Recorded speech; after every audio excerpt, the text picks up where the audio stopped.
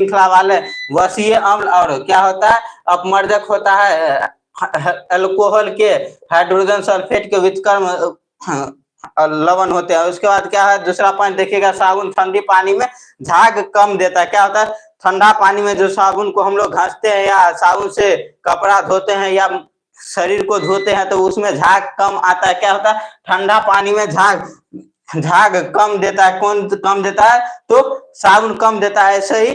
लेकिन क्या होता है लेकिन जो अपमर्दक होता है ठंडा पानी हो या गर्म पानी उसमें झाग बराबर ही देता है, कम नहीं देता है। क्या करता है झाग बराबर ही देता है अपमार्दक और कम नहीं देता है। अपमार्दक से भी हम लोग कपड़ा को ही धोते हैं। साबुन बनाने में भी अपमार्जक का ही उपयोग किया जाता है। 15 से 30% अपमार्जक का ही उपयोग साबुन बनाने में किया जाता है, क्योंकि साबुन भी किस चीज से क्या होता है झाग निकालता है। साबुन तो अपमार्जक के कारण ही झाग निकालता है। क्या होता है साबुन में कितना परसेंट अपमार्जक होता है तो 15 से 30% होता है। क्या 15 से 30% अपमार्जक होता है साबुन में। ये ठंडे पानी एवं गर्म पानी दोनों में क्या होता है अपमार्जक बराबर झाग देता है। ऐसे ही तीसरा पॉइंट देखिएगा, वनस्पति तेल एवं वसा का झाग क्या वनस्पति तेल एवं वसा के झाग के साथ जब अपघटन किया जाता है तो साबुन बनता है। साबुन और ग्लिसरॉल बनता है। क्या साबुन या ग्लिसरॉल बनता है। क्या बनता है साबुन या ग्लिसरॉल बनता है, जिसे साबुनीकरण भी कहते हैं। क्या कहते हैं जब वनस्पति तेल या वसा का झाग को हम लोग अपघटन कराते हैं तो साबुन बनता है। क्या बनता है साबुन या ग्लिसरॉल का निर्माण होता है, जिससे हम लोग क्या कहते हैं तो जिसे हम लोग साबुनीकरण भी कहते हैं। साबुनीकरण भी कहते हैं। तो ये हम लोग का साबुन और अपमर्दक के जो क्वेश्चन था ये खत्म हो गया। ये कौन सा एग्जाम में पूछा गया था तो 2022 के एग्जाम में पूछा गया। 2022 के एग्जाम में ये पूछा गया था 5 नंबर वाले क्वेश्चन में साबुन और अपमार्जक में अंतर।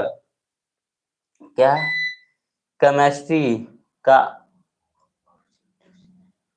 हाँ बच्चे आज केमिस्ट्री का ही ऑब्जेक्टिव होगा। केमिस्ट्री का पहला जो चैप्टर हम लोग का है रासायनिक अभिक्रिया उसका ऑब्जेक्टिव आज होगा 6 PM में। तो आप लोग जुड़ना नहीं भूलिएगा। चलिए ये जो साबुन में कितने परसेंट होते हैं अपमार्जक तो 15 से 30% होते हैं। क्या होता है 15 से 30%। 30%। और ये क्वेश्चन कब पूछा गया तो 2022 के एग्जाम में 4 नंबर वाले क्वेश्चन में पूछा गया। 4 नंबर वाले क्वेश्चन में पूछा गया है। साइंस में क्या होता है तो कितने नंबर का होता है 35 नंबर का सब्जेक्टिव होता है और 35 नंबर का ऑब्जेक्टिव होता है, आधा आधा होता है और 30 नंबर का प्रैक्टिकल होता है। तो क्या होता है इसमें 3-3 क्या आ जाता है 3-3 तो 2 नंबरी आता है और 4 2 नंबरी आता है और 1 4 नंबरी आता है। इस तरह से ये इसका शेड्यूल बना रहता है, सभी सब्जेक्ट का इसी तरह से रहता है। तो ये कब आया था तो 2022 के 22 में 5 नंबर वाले क्वेश्चन में आया था। तो इसका भी आप लोग इस सभी को देख लीजिएगा। और उसके बाद देखिएगा कोक गैस क्या होता है, ये हम लोग का एक्स्ट्रा है। ये हम लोग का एक्स्ट्रा है। क्या एक्स्ट्रा EXTRA एक्स्ट्रा, ये हम लोग का चैप्टर में नहीं है लेकिन हम आप लोग को बता दिए हैं, क्योंकि ये कार्बन के ही अपरूप के रूप में जाने जाते हैं, इसीलिए कार्बन के ही रूप में जाने जाते हैं, इसीलिए हम इसको भी इसी चैप्टर में बता देते हैं। क्या कोक गैस क्या होता है, जब कोयला को वायु के अनुपस्थिति में उच्च ताप पर गर्म किया जाता है तो क्या बनता है कोक बनता है। यानी कोयला को हम लोग उच्च ताप पर गर्म करेंगे, उच्च ताप एवं दाब पर गर्म करेंगे तो कोक का निर्माण होगा। कोक का निर्माण होगा, उसके साथ एक गैस रिलीज होती है जिसे हम लोग क्या कहते हैं तो कोक गैस कहते हैं। ये आप लोग के चैप्टर में नहीं है लेकिन आप लोग को समझाने के लिए और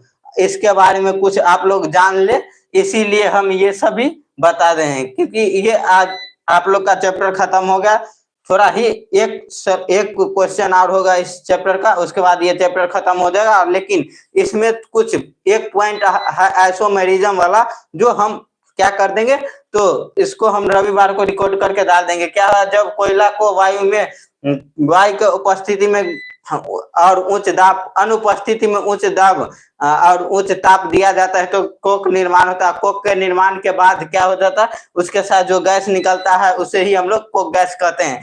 आशा करता हूं आप लोग को ये समझ में आ रहा होगा। इसका स्क्रीनशॉट लीजिए और लाइव को आप सभी बच्चे शेयर करते रहिए।